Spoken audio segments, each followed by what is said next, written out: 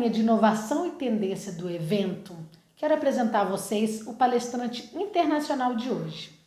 Nuno da Silva Vieira tem 38 anos, é advogado desde 2006, autor, conferencista e consultor em negócios. Em 2013 foi considerado personalidade em destaque no mundo jurídico na qualidade de antigo aluno da Escola de Direito da Universidade do Minho. O prêmio foi associado à sua capacidade empreendedora e visão estratégica, oferecido pela Associação de Estudantes de Direito daquela academia.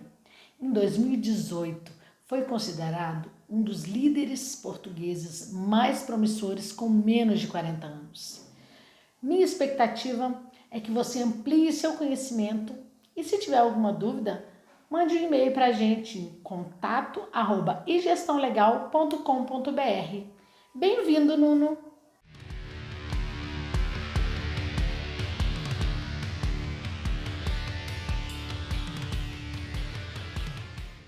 Olá, o meu nome é Nuno Silva Vieira, sou advogado, sou português e quero agradecer o convite que me foi feito pelo Instituto Internacional de Gestão Legal para estar aqui nesta conferência e para vos falar de tecnologia na Europa. Bom, este desafio que me foi colocado é um desafio que não é nada fácil. Não é fácil porque falar de tecnologia, falar de direito, às vezes é falar de coisas diferentes. E para entendermos melhor este exercício e a forma como eu pretendo motivar-vos acerca deste tema, peço-vos para recuarmos ao século XVI. Peço-vos para tentarmos identificar o europeu médio no século XVI. E depois vamos tentar fazer um contraste com aquele que é o europeu médio do século XXI.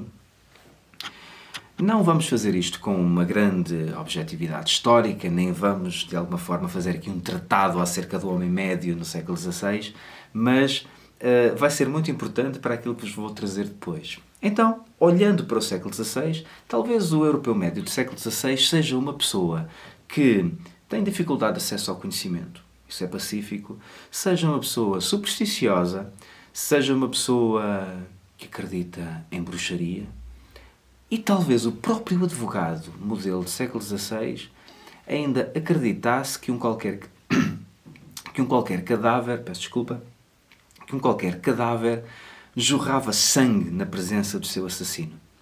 De facto, o século XVI ainda é um século de um certo obscurantismo no que diz respeito ao conhecimento. Já um europeu do século XXI é diferente. O europeu do século XXI é alguém que usa redes sociais, é alguém despreocupado com a sua proteção, é alguém com acesso a um conhecimento em tempo real com uma capacidade estonteante e é alguém que já fala em computação quântica. Estamos então perante um conjunto de oportunidades no século XXI que não havia no século XVI. E a diferença é enorme. Um europeu do século XVI, ao lado de um europeu do século XXI, são coisas totalmente distintas. Quando olhamos para a profissão de advogado, quando olhamos para a forma como a justiça é aplicada, essa diferença não é assim tão grande. Porque os julgamentos no século XVI eram muito parecidos com a forma, com a teatralidade, com as ferramentas usadas no século XXI. A advocacia é uma profissão de persuasão, de juízo humano, de emoções humanas e da mesma forma que era assim no século XVI, é assim no século XXI. A profissão de advogado mostra-se, então, uma profissão que não tem acompanhado a evolução tecnológica. Uma profissão que tem escapado à evolução tecnológica. Isso não quer dizer que seja mau ou que seja bom. É sim, é uma profissão de juízo humano. E quando nós falamos de juízo humano, de emoções, somos transportados para um outro tema do século XXI, que é a questão da inteligência artificial. E aqui, neste curto espaço de tempo que tenho convosco, quero também trazer-vos esta ideia de inteligência artificial. Será que nós estamos num momento de verdadeira inteligência artificial? Não acredito. Não acredito porque os algoritmos que nós temos hoje são algoritmos que funcionam num sistema de computação binária e que apenas são capazes de permitir uma inteligência aumentada. Isto já é extraordinário, mas ainda não é uma inteligência artificial. Ainda não é uma inteligência capaz de imitar a forma de pensamento humano. Não é uma inteligência capaz de permitir a uma máquina pensar como um humano. E, portanto, esta visão apocalíptica da tecnologia eu não partilho, não quero partilhar e acho que é um erro lançarmos a ideia de que a inteligência artificial está aqui para nos substituir na nossa profissão, está aqui para acabar com a profissão de advogado. Mas isto não quer dizer que não vivamos mesmo assim um tempo extraordinário. É que vivemos mesmo.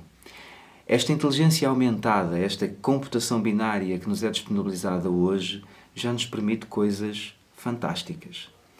E uma inteligência aumentada não é, sim, tão diferente de uma verdadeira inteligência artificial quando falamos da advocacia.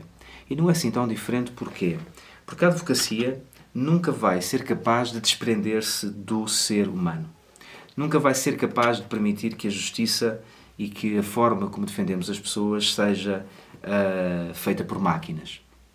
No dia em que um juiz robô julgar um humano, esse humano vai querer ser defendido por um outro humano.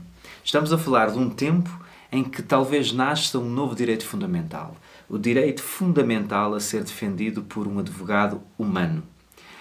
Porque, digo-vos uma coisa, se estamos longe de ter inteligências artificiais verdadeiramente capazes de imitar o ser humano, não estamos longe de ter Estados com vontade de aplicar estas tecnologias para encontrar novas formas de controlar os seus cidadãos. E a advocacia tem que dar uma resposta a isto. E veja-se este triângulo, veja-se o triângulo que eu considero um triângulo muito relevante para entendermos o mundo, que é o triângulo Estados Unidos, China, Europa. Se por um lado temos os Estados Unidos da América com uma grande criatividade ao nível da inteligência aumentada e inteligência artificial, temos do outro lado a China cada vez mais executante, cada vez mais despreocupada com a regulação e cada vez com mais vontade de implementar um controle dos seus cidadãos. E no meio temos a Europa. Numa primeira análise, parece haver uma Europa despreocupada, uma Europa que nem é executante como a China, nem é tão criativa como os Estados Unidos da América. Mas, na realidade, a inteligência artificial é algo muito relevante no nosso dia-a-dia. Os europeus estão muito preocupados com isto e a regulação é o tema do momento.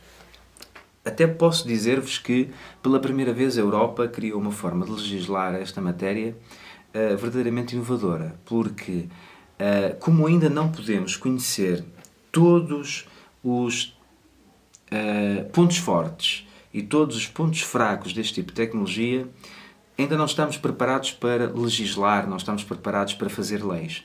Então aquilo que a Europa está a fazer é partir de um princípio de uma análise provisória e estabelecer um conjunto de princípios. Um dos exemplos é a Carta de Princípios relativamente à inteligência artificial, que foi aprovada há pouco tempo aqui na União Europeia e que de alguma forma são uma espécie de guidelines, de pilares basilares para que cada empresa, cada cidadão possa começar a pensar a forma como vamos legislar no futuro. Isto tem sido relevante porque cada vez mais as empresas estão preocupadas com a responsabilidade que estas máquinas podem vir a ter no futuro. Hoje na Europa já falamos acerca de personalidade jurídica dos robôs. Hoje já falamos de seguros de responsabilidade civil e já começamos a tentar desenhar figuras de responsabilização das máquinas quando elas tiverem a oportunidade de praticar factos ilícitos e que esses factos possam provocar lesões nas esferas jurídicas dos particulares.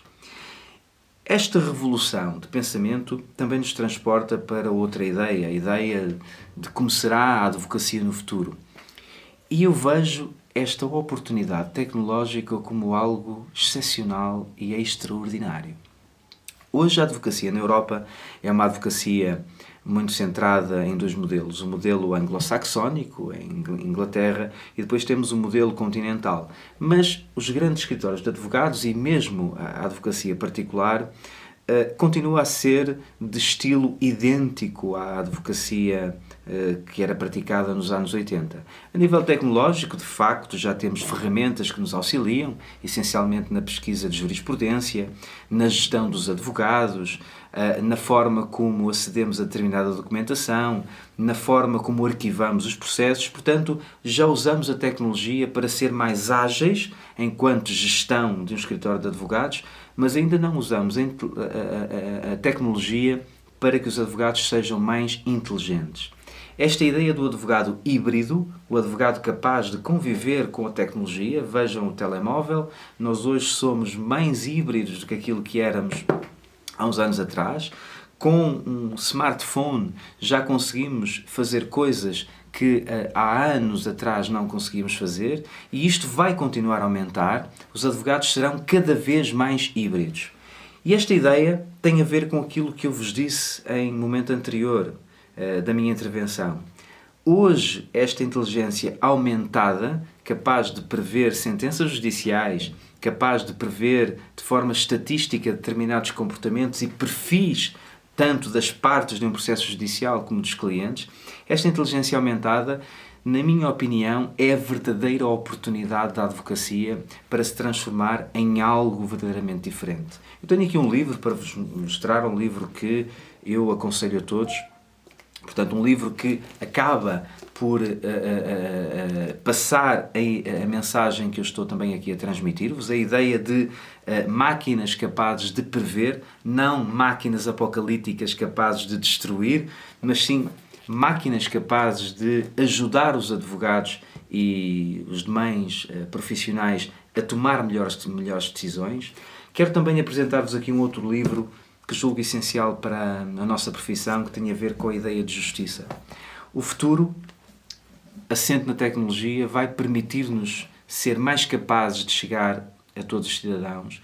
Vamos conseguir fazer com que a justiça chegue mais rapidamente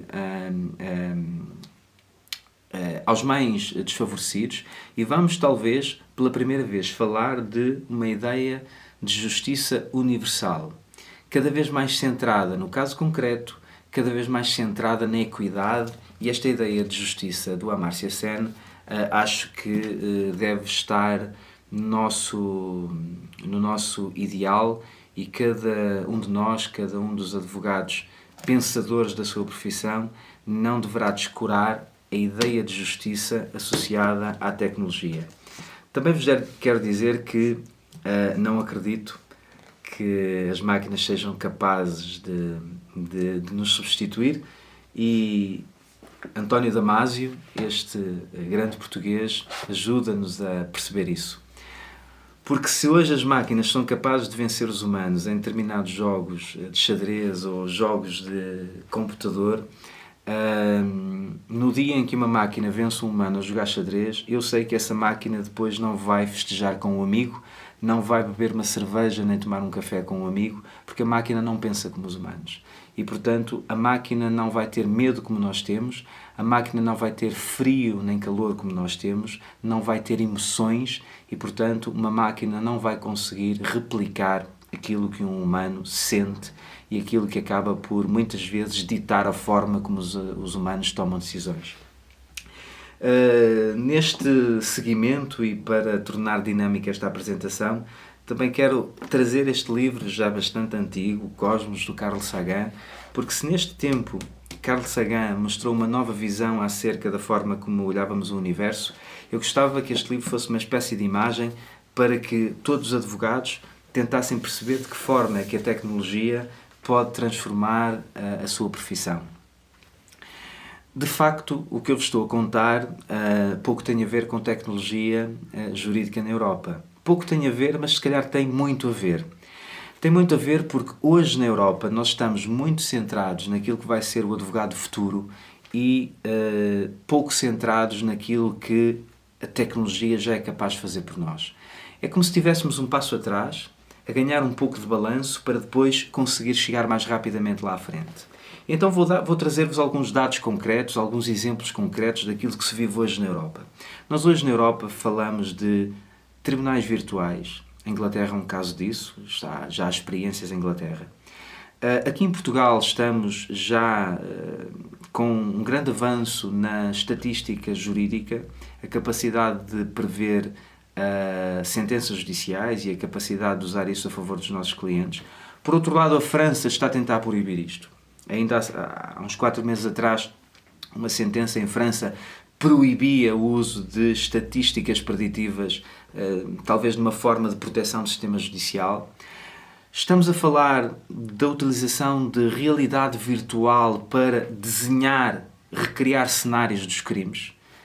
Se hoje, quando estamos num julgamento, recriamos o cenário do crime com fotografias e com produção de vídeo em que atores acabam por simular o que aconteceu, hoje na Europa já há pequenas empresas a tentar construir ferramentas capazes de simular o cenário do crime através de uma realidade virtual aumentada. E isto são temas que de alguma forma têm feito algum furor entre as startups europeias, e eu arrisco dizer que a Europa talvez venha a querer ser uma espécie de hub tecnológico assente em pilares fundamentais como os da privacidade, respeito pela dignidade humana e proteção da informação das pessoas. Nós não queremos ser a China, nós não queremos ser os Estados Unidos da América, queremos antes continuar a ser a Europa, o berço dos direitos fundamentais, e queremos que a tecnologia nos ajude a proteger os direitos fundamentais das pessoas. Portugal tem tido um papel fundamental nesta disrupção. Aqui na minha cidade, em Braga, que é uma cidade bastante jovem, bastante empreendedora, nós temos tido um boom de acesso, um boom de crescimento acerca de pequenas empresas que tentam entrar nesta questão tecnológica associada aos advogados e às profissões jurídicas, e a Europa contribui com uma série de tentativas regulatórias, de cartas de princípios, que nos dão tranquilidade, uma tranquilidade capaz de, ao mesmo tempo, tranquilizar os clientes. Nós, aqui na Europa, não estamos a assustar os clientes com a inteligência artificial. Estamos, por outro lado, a tentar dizer aos clientes que vamos ser melhores advogados. Vamos ser advogados mais capazes se usarmos a tecnologia para potenciar os nossos serviços jurídicos. Por fim, aqui na Europa, ao nível dos serviços jurídicos e falando de tecnologia, aqui estamos muito preocupados com a experiência do cliente. Nós sabemos que um cliente satisfeito vale por 2 e que um advogado com um cliente satisfeito é um advogado melhor. E, portanto, a experiência do cliente deverá obedecer a um conjunto de princípios standardizados de proteção dos seus interesses, de experiência no seu dia-a-dia, na resposta aos seus e-mails, na resposta às suas preocupações, e há cada vez mais a necessidade de criar pequenos softwares que permitam uma relação do cliente com o escritório de advogados assente nessa experiência do cliente. De facto, estamos num mundo novo, estamos num mundo disruptivo. É muito bom fazer parte deste grupo de advogados que pensam a profissão, este grupo de advogados que querem fazer algo pela profissão, porque os serviços jurídicos nunca tiveram tão perto de conseguir coisas extraordinárias como hoje. Acho que novas profissões legais vão nascer, acho que devemos proteger todos os dias a nossa profissão, pensando de forma real e concreta como é que ela vai definir-se no futuro. Devemos fugir a esta ideia muito divulgada na China, esta ideia de que a tecnologia é tudo e a regulação não é necessária.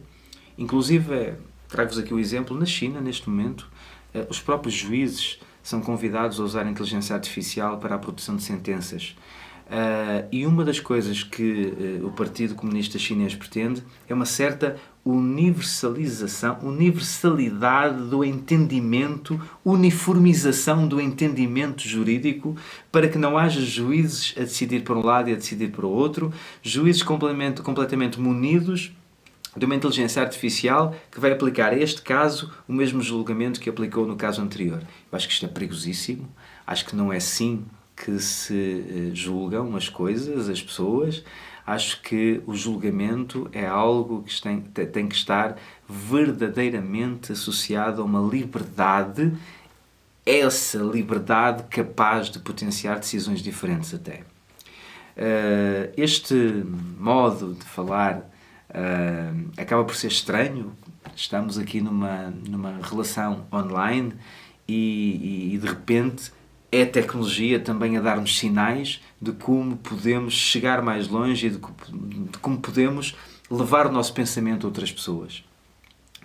Gostava de convidar-vos, a todos vós, para lerem um bocadinho mais acerca de inteligência artificial e inteligência aumentada, para que entendam por que razão eu vos falei de uma inteligência aumentada e não de uma inteligência artificial.